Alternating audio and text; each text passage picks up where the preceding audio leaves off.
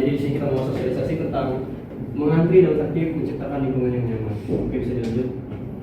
Oke, mungkin di sini teman saya sendiri yang akan membacakan apa itu budaya mengantri. Dipersilakan. Oke. Jadi budaya mengantri itu adalah kebiasaan menunggu giliran secara tertib sesuai urutan tanpa mendahului orang lain yang datang lebih dahulu. Dan budaya ini bukan hanya sekedar berdiri berbaris, tetapi juga menunjukkan sikap disiplin, menghargai orang lain, sabar, serta bertanggung jawab terhadap aturan bersama. Jadi sedikit menambahkan juga budaya mengantri itu tujuannya adalah untuk kita mengetahui urgensi diri kita sendiri terhadap orang lain. Karena mungkin kita butuh, tapi ada orang lain mungkin yang lebih butuh dari kita. Jadi budaya mengantri itu bukan hanya sekedar tentang baris berbaris, menunggu giliran, tapi tentang bagaimana kita bisa menghargai orang lain yang memang udah datang lebih dulu. Kenapa sih budaya mengantri itu penting? Yang pertama itu bisa menciptakan keadilan. Semua orang mendapatkan kesempatan yang sama sesuai urutan kedatangan. Dan lalu bisa menumbuhkan sikap disiplin. Orang belajar menaati aturan meskipun tidak ada yang mengawasi. Yang terakhir, bisa menghargai orang lain. Dari manfaat budaya mengantri ini untuk individunya, yaitu melatih kesabaran, membentuk karakter disiplin, mengembangkan rasa tanggung jawab, dan belajar menghargai hak orang lain. Untuk lingkungan kampus, suasana lebih tertib, pelayanan lebih efektif, mengurangi keributan, dan meningkatkan rasa saling menghormati antar mahasiswa. Oke, jadi di sini kita mengambil dua contoh karena di lingkungan kampus terutama itu yang paling relate sama kita juga. Karena itu kita sebagai mahasiswa dan juga bagi kita sebagai individu di masyarakat. Karena pada dasarnya kalau kita bisa ngantri secara individu, itu juga bisa ngelatih diri kita untuk sabar, untuk karakter kita sendiri, terus juga balik lagi tanggung jawab sama menghargai orang lain yang sudah saya bilang sebelumnya. Dan juga ini sebagai contoh untuk nama kita menggunakan alma mater mahasiswa gitu. Jadi karena di lingkungan kampus itu yang ada di kampus itu kan bukan cuma diri kita kan, tapi ada dosen, staf, CS, bahkan rektor. Kalau misalnya kita nggak tahu rektor kita siapa, mungkin budaya mengantri itu akan menjadi contoh yang baik untuk nama kita sendiri gitu loh. Karena kedua hal itu saling berkaitan satu sama lain. Selanjutnya ada contoh budaya mengantri di kampus.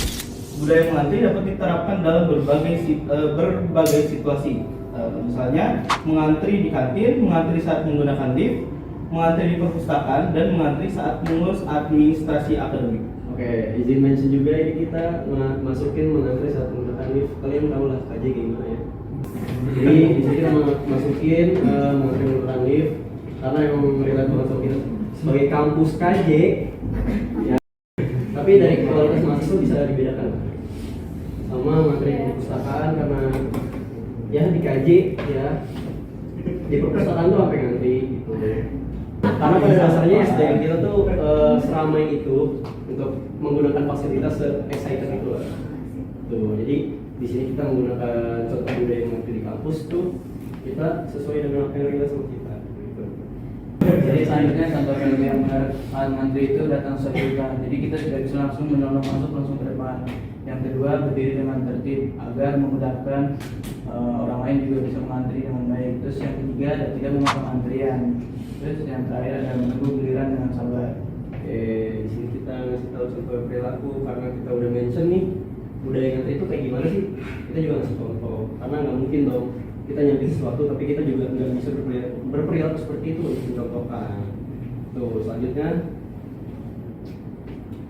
Nah, jadi kan tadi perilaku yang benar, sekarang perilaku yang salah. Ada yang menyebut antrean. Biasanya kadang masyarakat Indonesia dikenal dengan SDM rendah.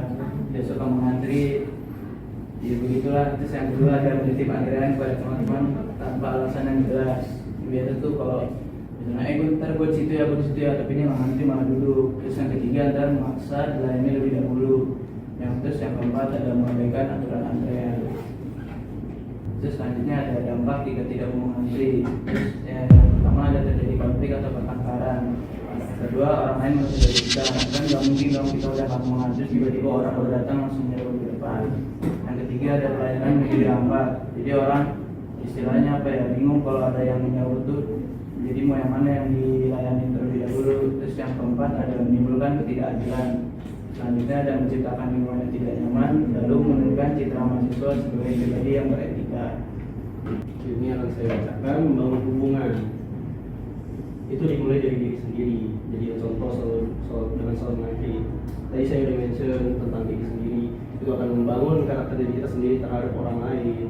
Jadi coba lo untuk mengantri, karena ngantri itu mungkin dari hal-hal kecil bakal jadi penilaian bagi orang lain terhadap diri kita. Terus selanjutnya itu ada mematuhi aturan dan mengikuti sistem antrian yang telah dibuat. Misalkan ada nomor, ikutin lah.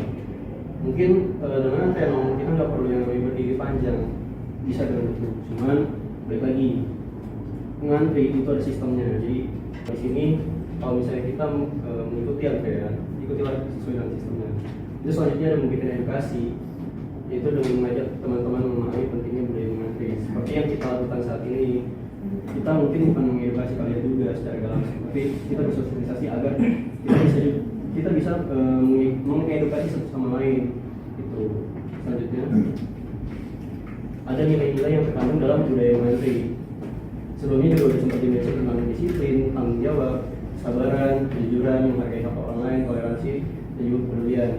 Di sini tuh balik lagi untuk empati kita dalam menghargai orang lain, karena balik lagi nih, kalian kalau misalnya datang pertama tapi yang dilayani orang lain itu akan sangat-sangat kecewa untuk pelayanannya. Makanya kita di sini bersosialisasi agar kita bisa menghargai satu sama lain dengan memberikan sebuah materi yang mungkin jadi proyek kita juga, budaya mengantri itu sendiri. Jadi mungkin sosialisasi ini bertujuan untuk membangun karakter kita masing-masing dalam mengantri, karena itu akan menjadi karakter kita juga. Terima kasih.